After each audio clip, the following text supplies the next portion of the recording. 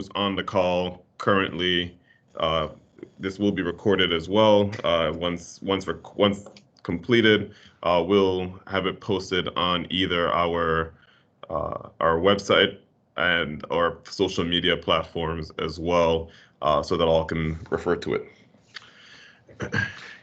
So good morning, everyone. Thank you all, first off, for joining us today. I know it's a Friday and it's the end of the week, so this is always appreciative of people who are willing to make some time on their Fridays to spend with us here at the Energy Office. For those that don't know, my name is Kyle Fleming, the Director of the Virgin Islands Energy Office. And with me from the Energy Office today, I have Megan Grant, who is our Senior Energy Engineer, as well as Lynette Sierra, who is my Executive Assistant.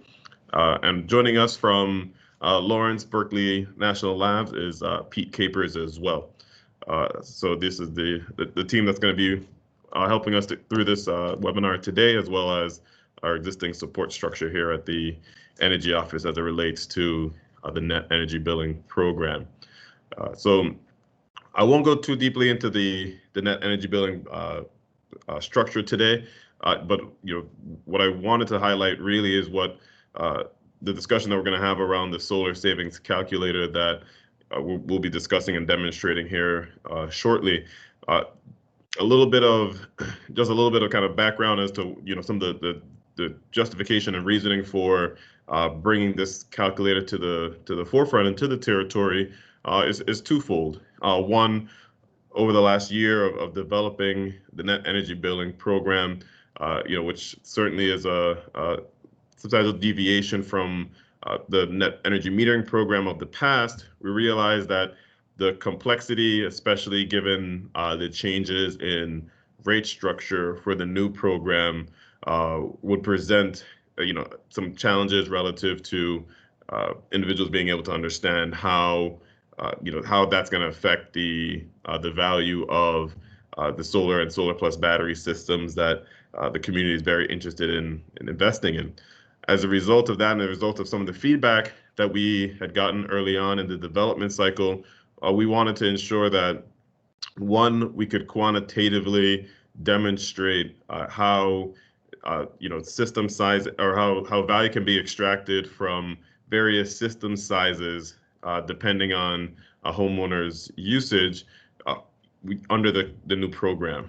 We also thought it'd be helpful because, as for myself, I've worked on both sides of the private sector as well as the government side of the energy industry, and we realized that the number one question that comes to people's mind is, what size system do I need, and how that's actually determined.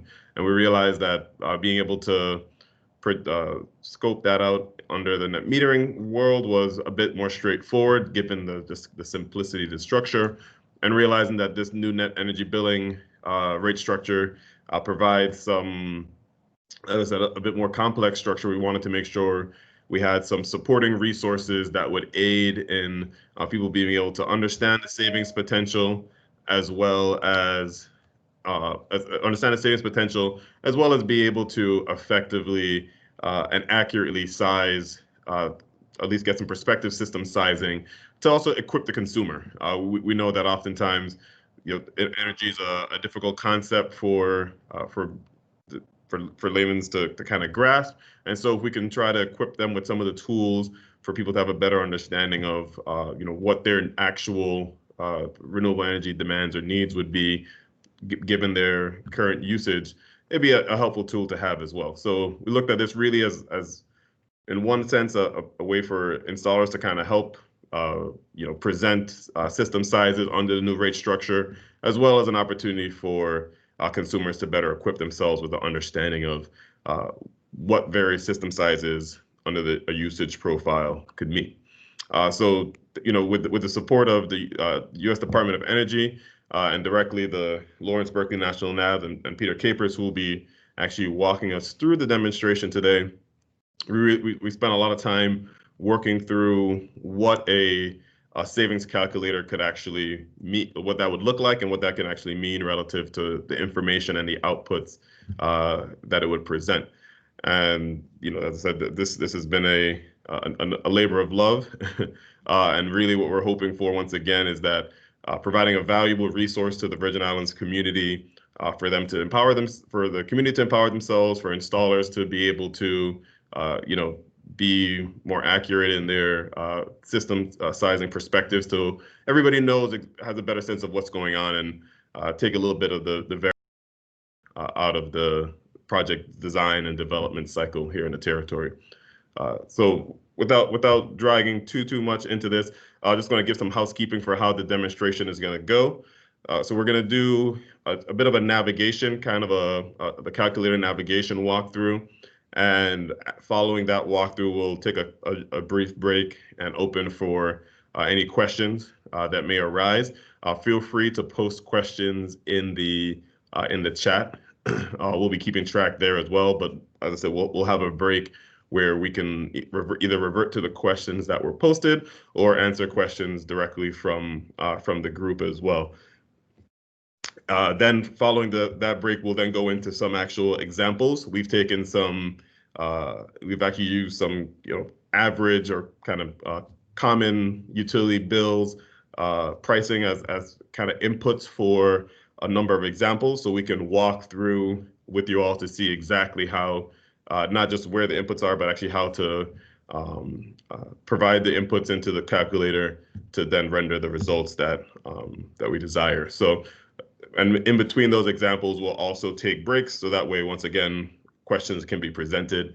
So we realize, that this is a new kind of a new tool, and so we want to make sure from the user interface and user experience aspects that we're capturing maybe any challenges or concerns. So ultimately that we're providing the most useful tool for the community as a whole. So without any more of my banter, I'll transition over to Pete as we'll begin the actual walkthrough of the solar savings calculator. Thanks, Kyle. Appreciate it. Hello, everyone. So as Kyle said, we'll go through basic navigation first, then run through a few examples along the way. If you got questions, please do use the that chat function, and we'll circle back to those sort of, before we move on to the next major topic. So the calculator is basically comprised of 3 main sheets. There's a bunch of sheets that are hidden where all the calculations are done. If you really want to get nerdy and wonky, please feel free to unhide those and wallow around in them. Urge you, touch them, could potentially break stuff. But if you're interested in understanding the logic that sits behind all of this, there are a bunch of hidden cells. To Kyle's point, really, the value of this tool is really to try and better determine the balance, is obviously to try and appropriately size the PV system, but in regards to the new compensation program. And so that means you really have to understand the balance between the load consumption at the house or the business, how the PV system is going to impact that, how much of that energy is going to be drawn from the PV system that's producing power versus how much is going to get sent back to the grid versus how much of that consumption is going to be drawn off of the grid. And then if a battery system gets put on, how does that affect all 3 of those different categories? And so that's really, to me, the goal of the calculator, is to quantify sort of how that balance occurs so that you can then better understand what the bill implications are. Because obviously what's being pulled off the grid versus what's being injected onto the grid now have different values associated with them. Whereas before, under the old net metering program, whether you self-consumed it or you shift it back out to the grid, it was always worth the same amount. Now that's changed under the new net billing program. So from a navigational standpoint, this opening worksheet, instructions, pretty straightforward, just kind of lays out the purpose of this. How do you use the tool itself and how do you navigate, through it itself. We're going to spend the majority of our time today basically on the dashboard, because that to me is where you're really going to spend most of your time as a user of this. I'm going to zoom out just a little bit so you can see a little bit more of the calculator itself. So let's walk through the way this dashboard is set up. So on the far left-hand side are where all the inputs are asked for. So these inputs are, characterize the consumption at the household or the business that you're looking to model. It characterizes the rate structure of WAPA, and also allows you to characterize the solar PV system and potentially the battery system that you're thinking about putting in. So let's kind of walk through each of these in turn. So under the general input section, we have, the analysis start year. You can give it basically any analysis start year you want, 2020, 2021, 22, etc. This calculator user is there with the intent of basically, trying to simplify this. If you're not an installer, if you're not, familiar with a lot of the concepts and issues associated with, solar systems or things like that, we wanted to simplify things a little bit. Now, I'll admit, when we move from an installer, let's say, to a consumer, you don't see a lot of things disappear. So there isn't a tremendous amount of difference between the installer menu versus the consumer menu, but there is a little bit. And that's really just, again, to try and simplify things for a basic consumer who's going to use this versus an installer who's really trying to represent the household or the business, the PV system and the storage system as accurately as they can within the context of the fact that this is a relatively general tool. It does have abilities to modify things, but doesn't have necessarily complete ability to adapt and modify everything and all calculations. So just kind of be aware of that. So let's go to we're going to stick with the installer menu for the most part, because again, it gives you the most insights and options for what you can change. So this next section here called customer characteristics, this is all about trying to characterize the customer, the person who's going to potentially get the PV or PV and battery system. Again, we have in this case, the way we're characterizing the customer is through their electricity usage profile. And by that, I mean, what's an hourly usage profile look like for one contiguous year? So what that really represents then is 8,760 individual hourly consumption values. Now, the way this starts out is a load shape, meaning what is the share of energy in a given year that's allocated to a particular hour. So don't think of load shape as, at least initially, a kilowatt hour. It's really, if I have 1,000 kilowatt hours in a year, what share of that or what percentage of that is going to be allocated to any individual hour within the course of that year? So that's probably the easiest way for me for you to think about sort of the load profile. It's just the shape over the course of the year, sort of normalized to 100%. We do have a number of pre-canned load profiles already embedded within this calculator. These are all identified within the prototype building. So right now, this is set up as a home office with AC. I'm not going to change it yet. I don't want to sort of, but the opportunity is there, obviously, for a number of different load profiles to be pulled up. You can see we have a bunch of commercial ones towards the top and a number of residential, more residentially ones sort of, towards the bottom. The way we then, Kyle and I actually went back and forth a fair amount as then how to take that load shape that's sort of, again, on a percentage basis for every day, every hour, and apply that to a customer's usage to then say, well, this is what that customer's load profile looks like on a kilowatt hour basis for the course of the year.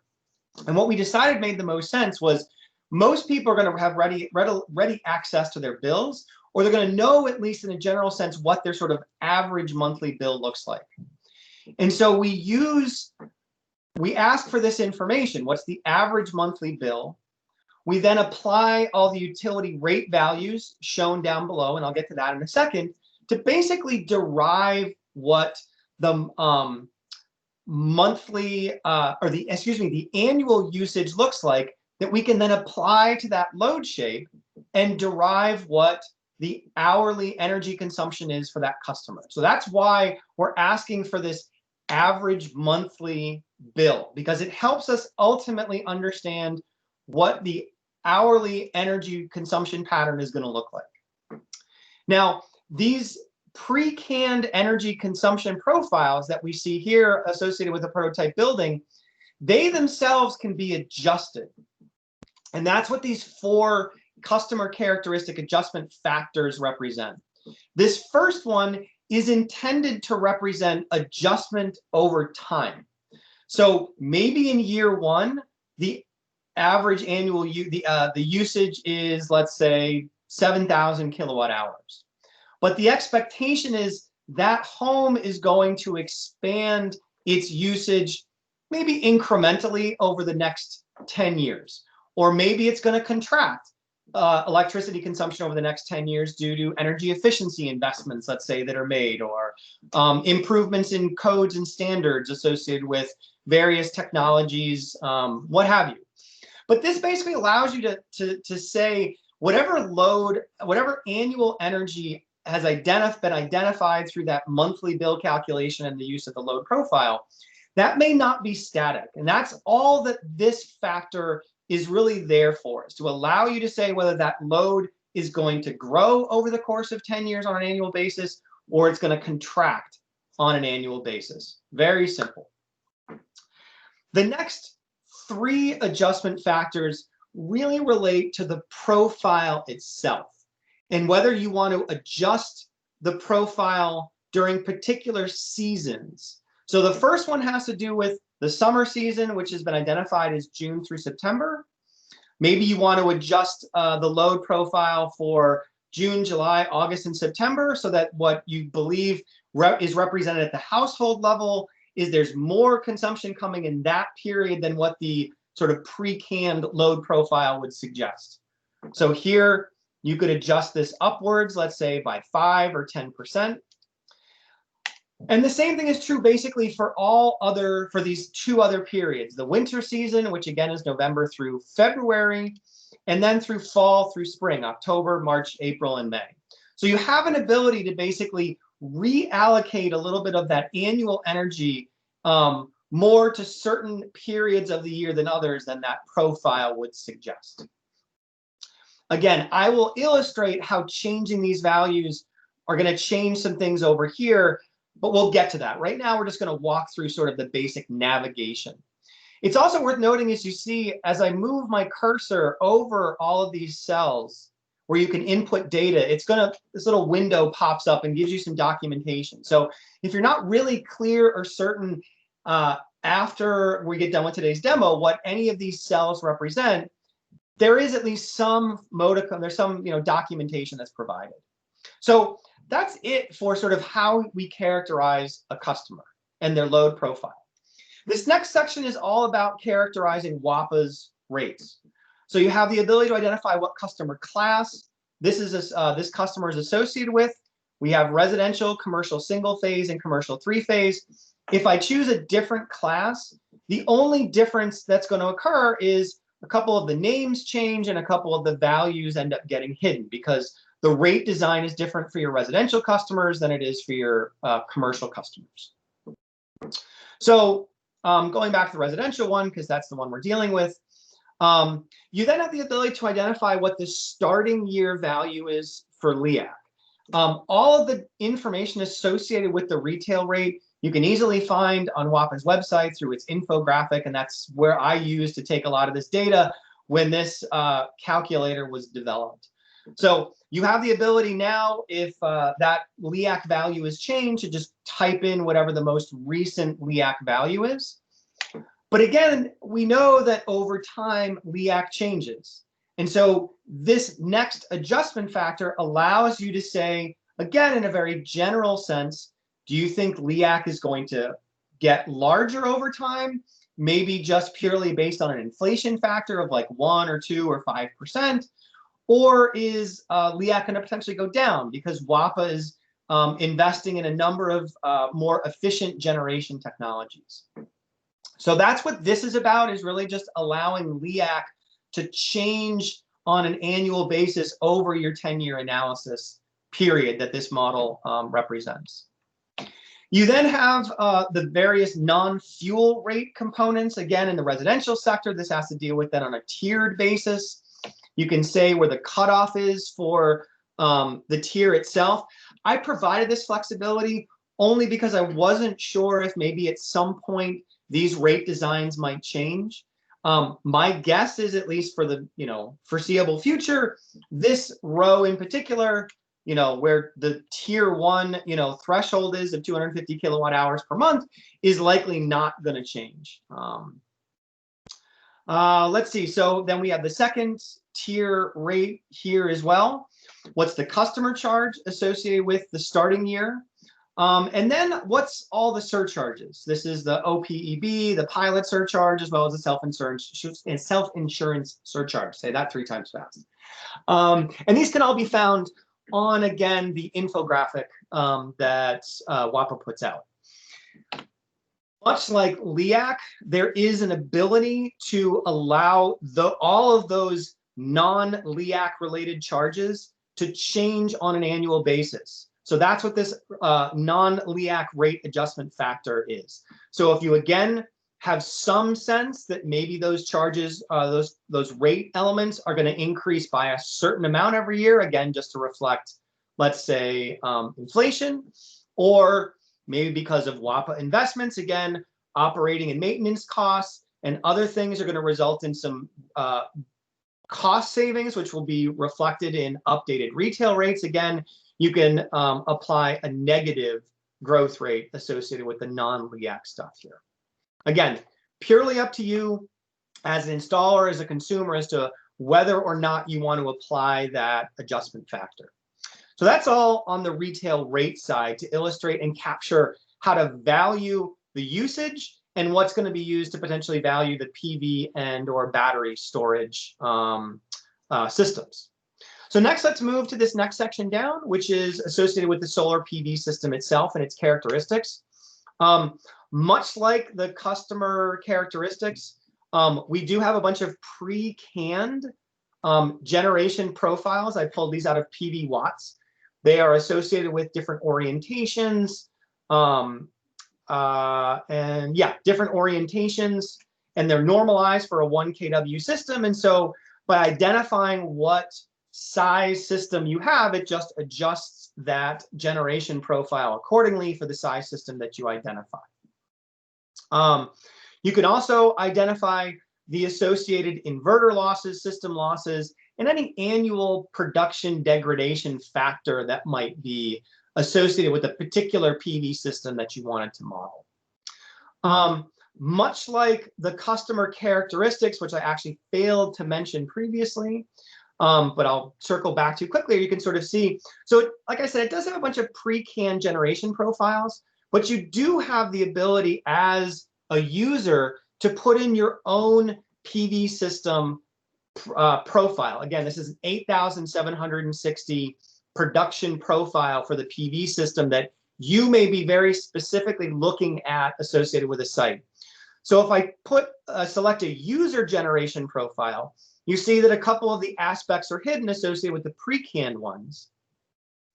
And what you would do is simply copy and paste that 8,760 hourly PV production profile and simply copy it right here.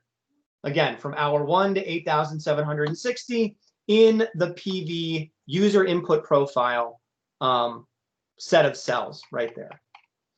If you have the same kind of information by any chance associated with the customer, again, you can select a user profile and then the model will use the data that you put down here. I was originally built this under the assumption that WAPA was using, you were able to access WAPA's meter data through a green button initiative. Actually learned from Kyle yesterday, that's not yet the case. I believe that is something that WAPA is hopefully looking at. There is some ability to go into customer service, I believe, and get a better sense of what your load profile looks like. So at least you have some ability maybe to extract that data through customer service. But be that as it may, the opportunity at least exists if you wanted to go out and do go out to DOE's building simulation. DOE does have a number of sort of pre-canned load profile data that I believe you can manipulate to better represent, let's say, the households that you're looking at or the business you're looking at. So again, you do have the ability to bring your own load profile as well as your own PV production profile. So I'm going to reset these both back to internal just to make things easier. And so that's how you would characterize your solar PV system. Last but not least is the battery system. Now, I understand that not everybody is going to be looking at a battery system or being interested in trying to sell a customer, let's say, on a battery system to go with the PV system. So if that's not of interest to you, you can just leave these values as is. It doesn't matter. It largely means you're just going to disregard a bunch of the outputs here on the dashboard as well as a bunch of the outputs on the output worksheet itself. But if you are interested nonetheless in, or the customer is interested in looking at a battery system, you have the ability to characterize it as follows. First, you identify what the maximum capacity is, the nameplate capacity of the battery system. You're going to provide what's the maximum charge and discharge on an hourly basis, as well as what its round trip efficiency is going to be, because clearly there's some losses associated with charging and discharging the battery. Last, and I would say probably most important, is what is the optimal state of the charge of the battery? Now, this is used as a way to understand how the battery is going to actually be used at the household or the business. So right now, the optimal battery state of charge is set to 0, which means we can use the battery for anything that we're interested in. We're not reserving the battery capacity for reliability, for outage. We're just going to use it for whatever we want. And in this case, what that means is we're going to maximize its use to manage the output of the solar PV so that we maximize the amount of that production that stays on site. So we're going to charge the battery as much as possible when the PV system is producing power. So anything that's not self-consumed, we're going to direct to the battery for charging. And once that battery is fully charged, only then will this calculator assume that production then gets sent out to the grid. And then when the PV system stops producing power, it's going to first draw off of the battery instead of drawing electricity from the grid. So it's going to discharge from the battery first and foremost until the battery is completely drained, at which point it will then resort to drawing electricity off of the grid. So that's what this 0 state battery charge represents, is the ability to really manage as much as possible the solar PV production and minimize as much as possible the amount of electricity drawn off of the grid. Now, if we go to the opposite extreme, which is 100%, here we are saying, I exclusively want to use this battery for outages. I always want to have as much of that battery capacity just sitting there waiting for the possibility of an outage. So if I have an outage, if WAPA power suddenly goes off, I can now use that battery to ride through, hopefully, that outage. But that means I'm not going to use the battery at all for any sort of management of my solar PV system. So this is, again, the instance where I'm purely getting that battery system for backup power. I'm not interested in using it in any way, shape, or form to manage my WAPA bill and the PV, manage the electricity production coming from the PV system. Now, obviously, you can do something in between, right? You can set it, let's say, 50%, where I want to maintain 50% of the battery capacity for one of those outages if it occurs, and use the other 50% of the capacity to manage the production coming out of the PV system. So this is a really important variable that you as a user have an ability to identify based on the way the customer is going to ultimately want to use that battery system. Okay, so that's it for the custom. That's it for the input. So that now we've now been able to fully characterize the customer. We've been able to fully characterize the utility's rate structure that's going to value consumption. We've been able to characterize the PV system and potentially the battery system itself. So now let's look at this right-hand side part of the dashboard, which is all basically taking those inputs, doing a bunch of things behind the scenes to then show you what, first and foremost, the customer looks like. So we have first this graphic here that represents the average usage profile on an average day. Okay, so this is one day taken over the course of the 8760 load profile. I think it's sort of an average summer day. And you can see in general sort of what the usage looks like, right? So it goes down a little bit overnight, you know, ramps up to about 10 o'clock in the morning, goes down a little bit over the course of the day, and then comes back up, you know, for the latter part of the day. And that's just a representation of the broader load profile. Again, this is one day. So just to understand that's sort of an average representation. The next table, then you've got a bunch of tables of data on the right-hand side.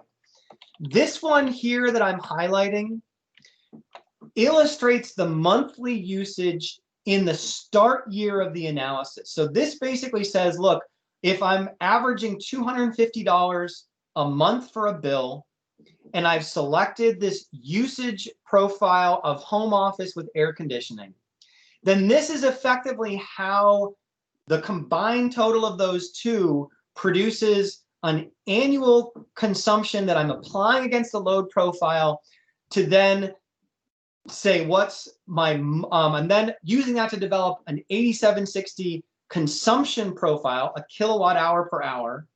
And then I can say, well, let's look at all the usage of that load profile in January and sum it up. And I see that there's 613 kilowatt hours of electricity use in January, 487 in February, 601 in March, 526 in April, et cetera. So this is for the starting year. That's really important to understand. So this is how you can benchmark as much as possible the load profile data and the load profile you choose and the billing data to what that customer's sort of monthly consumption looks like. Again, if you have 12 months of bills, you can do your best to try and tie this stuff out.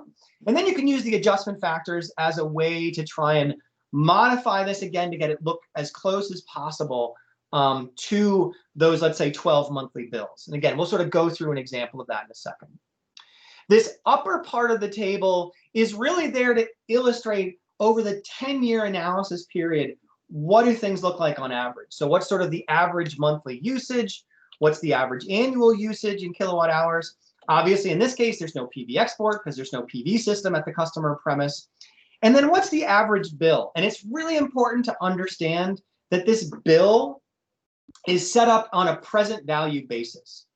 So we're discounting things. And the reason I decided to do that is because I assumed that all of the calculations that would be done from a financial standpoint to understand payback periods are all going to be using net present value calculations. And so I thought it was appropriate to do the same thing with the bill calculations. So moving down then to the solar system, now what we're doing is representing a graphic that seeks to say, over the course of a 1-week period of time, what does the customer's usage profile looks like? And that's this sort of light blue line graph here. We see what the solar output is from the PV system itself. That's the orange line graph. You can see obviously, 4, 5 solid days of sun. We've got a 6th day that looks like it's a little cloudy in the middle of the day. And then the 7th day looks pretty similar to the first 5 days with a little bit of change in cloud cover right there, sort of in hours right after lunch. Now, the shaded parts are there to tell you what's happening in terms of what electricity I'm drawing from the grid to cover my own usage versus, and that's the dark blue, what electricity I am self-consuming from my PV system. That's the light blue. So you can see as the PV system is ramping up, I'm drawing less from the grid and I'm self-consuming everything that's possible from the PV system, up to the point where I'm producing more than I need from a usage standpoint, at which point I'm now going to export. And that's this yellow, orangey yellow color here. So that's how you can read this graphic, is to just show the balance between what I'm drawing off of the grid, what I'm self-consuming from the PV system versus what I'm exporting to the grid. And you can see that then represented in the table over here over the course of the 10-year period of time. So I've now gone from basically drawing 590 kilowatt hours on monthly from the grid to now I'm only drawing 330 kilowatt hours, because now what I'm doing is I'm using my solar system to self-consume. But obviously I'm getting to a point, as you can see, every part of every day where I max out how much of that PV production I can self-consume, and the rest gets exported. And so I'm exporting about 300 kilowatt hours every month to the system.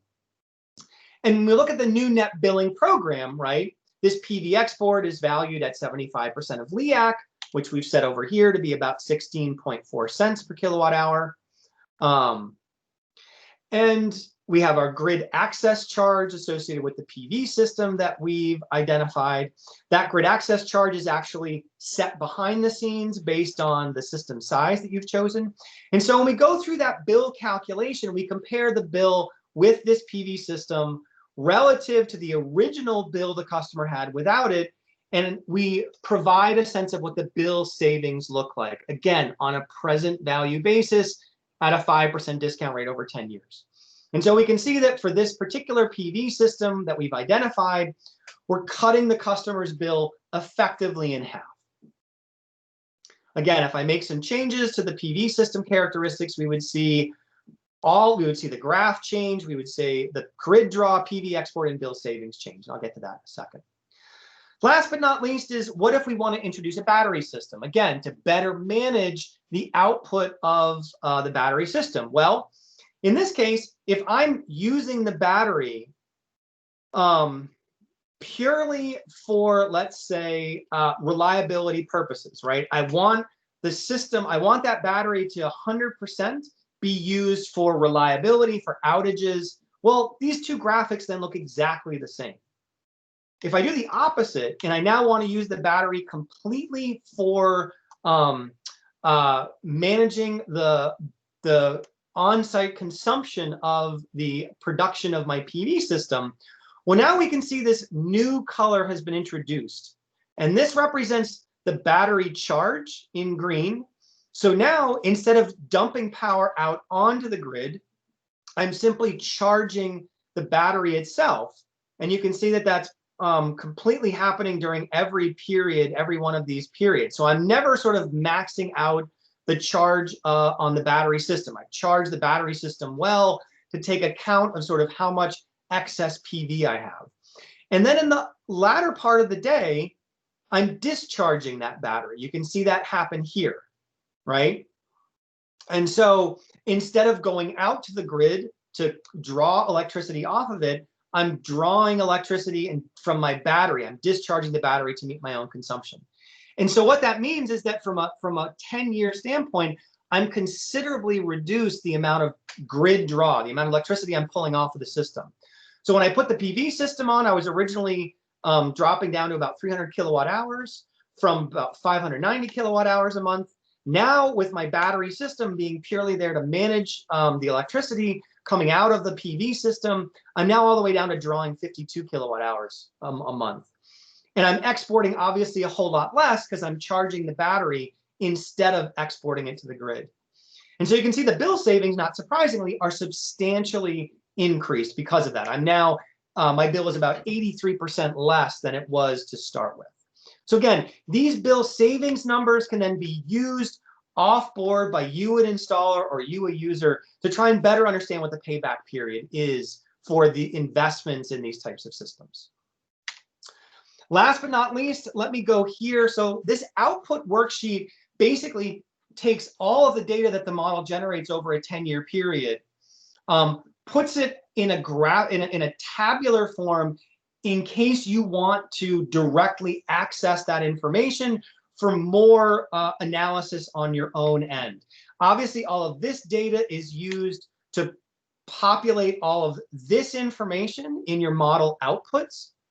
But if for some reason you want the actual numbers associated with it, all of the data associated with no PV, so this is just the load to start with where there's no PV, you can see that we've got sort of annual average values at the top of this table for either what's delivered to WAPA, what's received from WAPA, again, since we've got no PV system in place, nothing is received. You get a sense of what the annual bill looks like and what the average monthly electricity looks like in the average monthly bill. And then we can go down to the bottom part of this table and see what's happening likewise in every single month for every single year of the 10-year analysis period.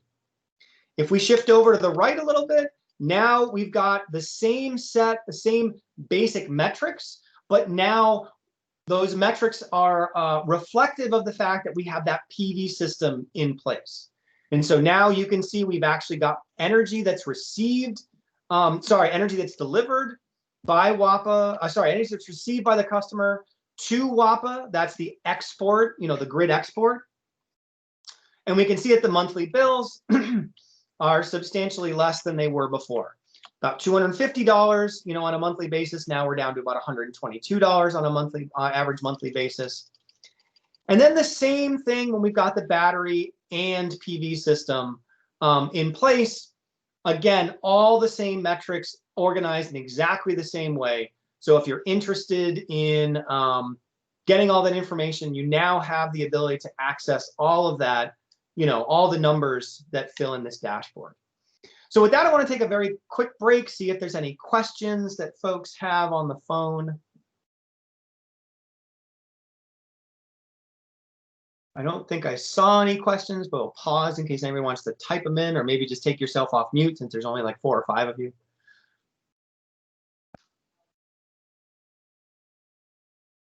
You're on mute, Kyle.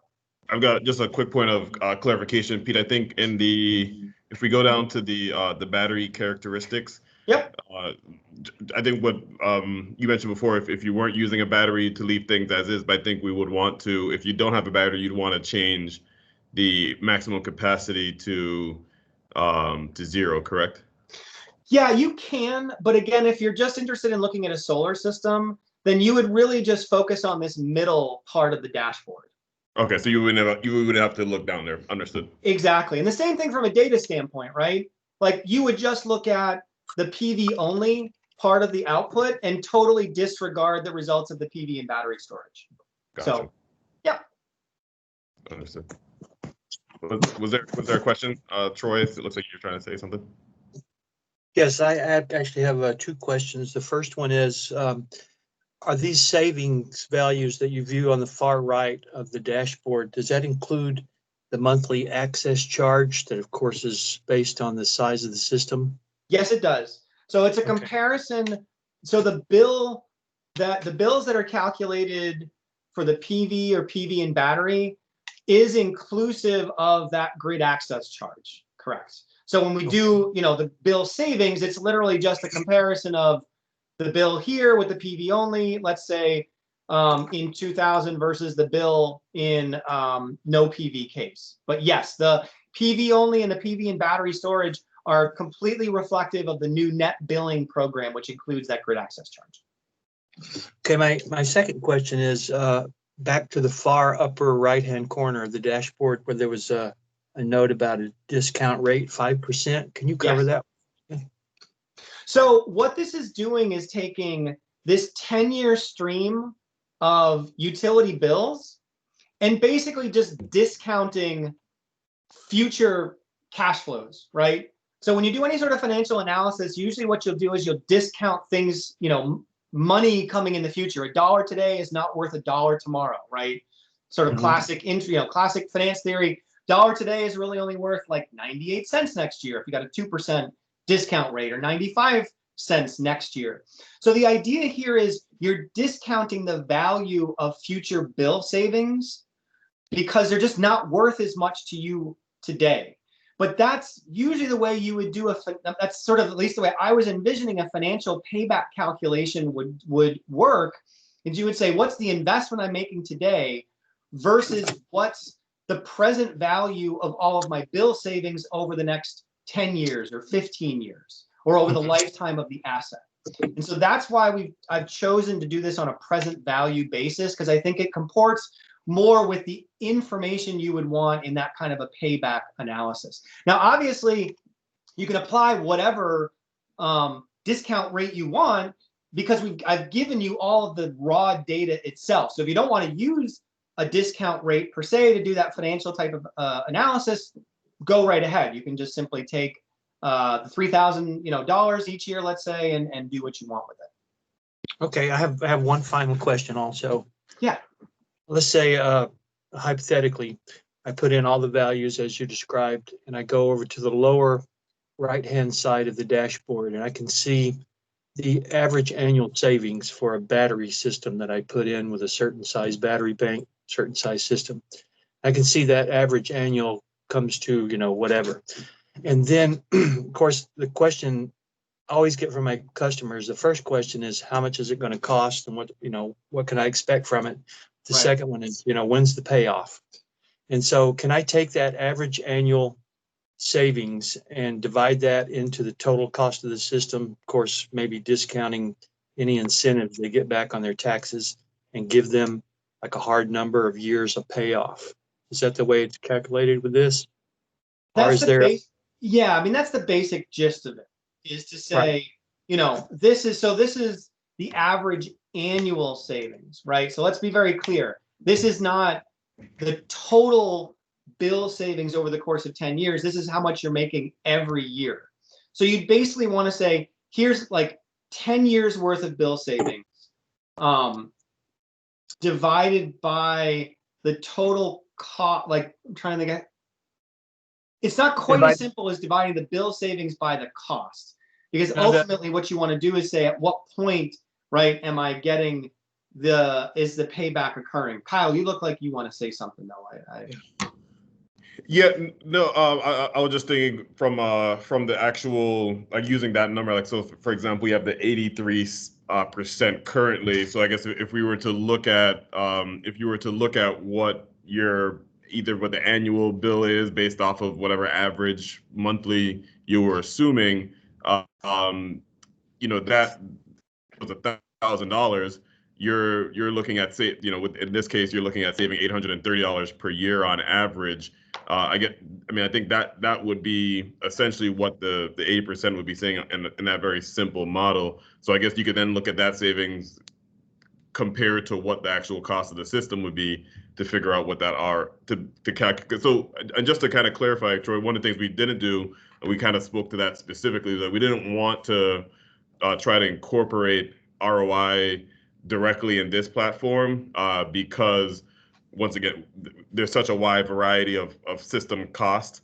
So being able to provide this would be the hope that you'd be able to take this data and apply it to your own specific pricing models, and aid in that process on your end, so that way you're not actually, so you can really just look at your price compared to what the estimated savings would be. Obviously, there's tons of variables still inherent that we can't capture all of them, but this is getting us probably as close as we could, given our current rate structure, and still utilizing known systems such as PV Watts data, to provide as close to realistic what the anticipated savings could be under the new net billing program. But I think you're right in the way to actually use this is, what's the total cost divided by the annual bill savings, and that's going to tell you how many years it's going to take you to basically pay this thing off. Now, You could do a little bit more, I suppose, accurate assessment if you take each one of the annual bill savings and discount them individually, right? So the bill savings next year is only 5% discounted versus the bill savings 10 years from now is compounded, 5% compounded over 10 years. So as a proxy, you're totally right. That's the simple way to do it. But you can also use this output data, to sort of get a more accurate sense of what that payoff would look like. Okay. Right, and I understand, and I appreciate the answers that answered my questions. Of course, it was simpler on the old net metering when it was 1-for-1 to be able to do a Exactly. simple calculation and these different rates, the sell and buy rate. That's what makes it so complex. Exactly. And Yeah, that's why, yeah. well, I was gonna, I mean, speaking for Kyle, that's exactly the reason why we developed the tool, is because it's not nearly as simple as before. And so that complexity, you know, either means all of you as installers have to go out and build your own tool, or like, why doesn't the energy office just build one that everybody can use? And so that's the idea. So we've got about 5 minutes. I want to just very quickly just kind of illustrate a couple of changes that can be made, just to sort of, you know, walk you through how you might use this. So again, let's just say hypothetically, you know, that you do believe that this customer is going to reduce their electricity consumption, you know, pretty consistently every year for the next 10 years. So you notice if I put that -5% usage adjustment factor, it just changed the data up here, but it did not change the data here. And that's because, like I said, this table represents the usage in the starting year. So we haven't applied that annual usage adjustment factor until the year after the start year. So that's really important to understand, just to kind of, you know, what you should expect to see. But obviously, if you reduce this 5 years, 5% a year, every year, you're compounding that over a 10-year period. And so you can see the usage definitely go down relative to, if let's say it were to go up, we'll see, you know, 5% every year. Again, we see the usage go up both monthly, annual, and we see the bills go up as well. If, let's say hypothetically, you look at the monthly usage and say, well, I actually, you know, this customer I'm looking at actually has a larger share of electricity in the summer. Well, let's then push more of the annual usage into the summer months. You know, so it just increased the, you know, the level of usage in those months of June, July, August, and September. Maybe, again, our customer is a little different and they actually have a little less usage in the wintertime. So I'm going to reduce them by 5% in those years. Again, you can see that reflected.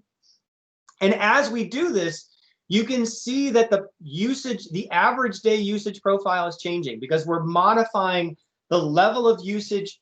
We're reducing it in the wintertime, we're increasing it in the summer, and then we're taking just sort of an average over the course of the year. And that's what this graphic represents. So that's just, those are pretty simple things to try and just get the customer usage characteristics, usage profile to look as much like the one that you're working with. The rates I'm just going to leave as is. Again, you can, you know, we'll change this by increasing, let's say, LEAC by 5%. You should see all the bills go up, and we do, etc. I'll put that back down. Let's look at next just some minor changes. Let's say instead of a 5, kW DC system, we actually want to put a 6 kW DC system in. We put that in.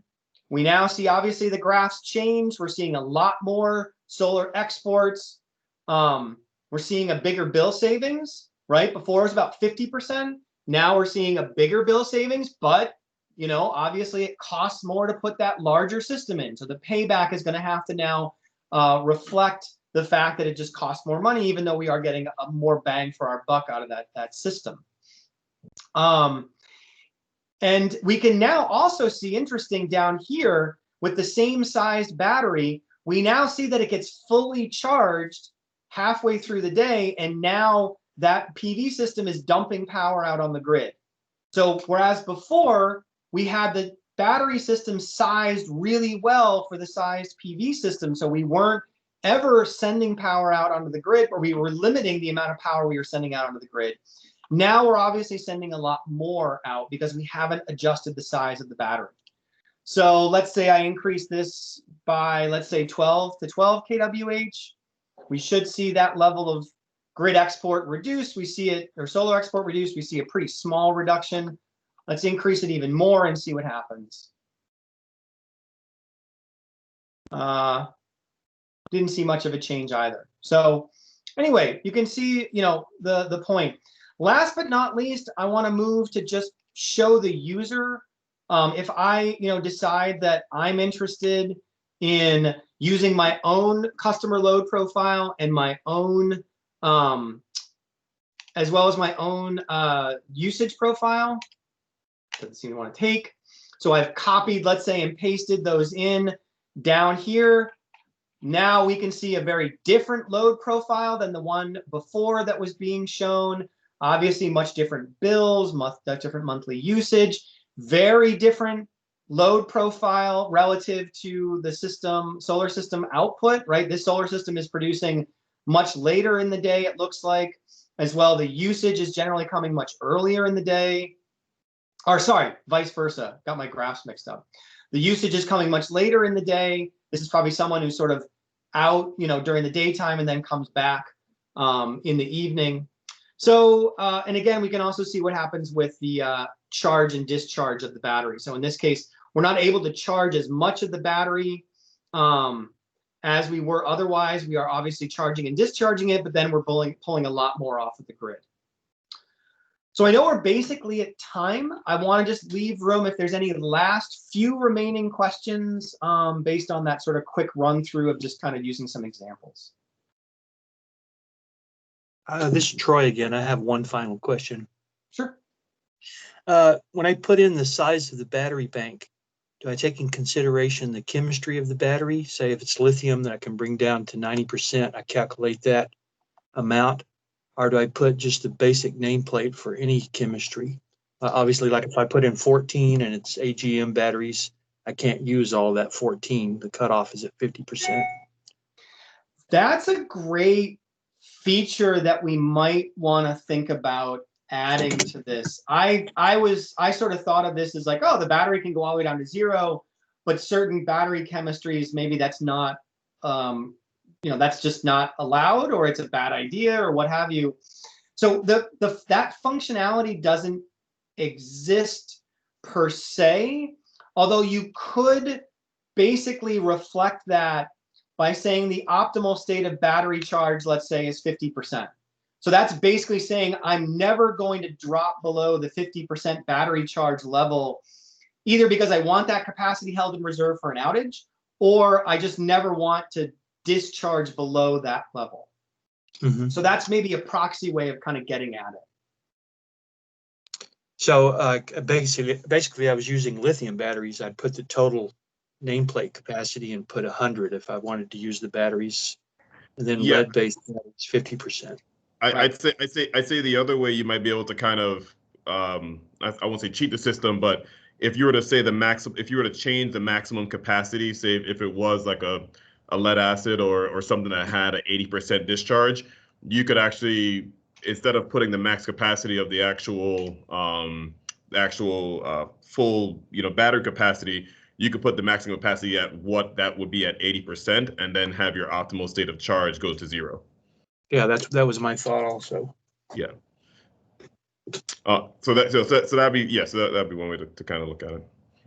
That was thanks for your answer. Yeah. Great. Yeah. Any last questions? I admit I've got another meeting I've got to jump onto, but happy to field questions if you have any more after today.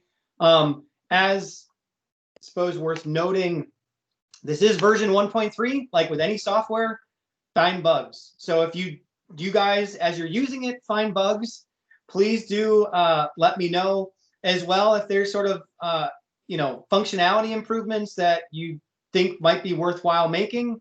Please do either let me or Kyle know, and happy to sort of take that under consideration in terms of trying to improve the functionality of it. But I will be updating this as sort of problems or new functionality we sort of decide is worth putting in. So with that, that's it, Kyle. I'll give it back to you.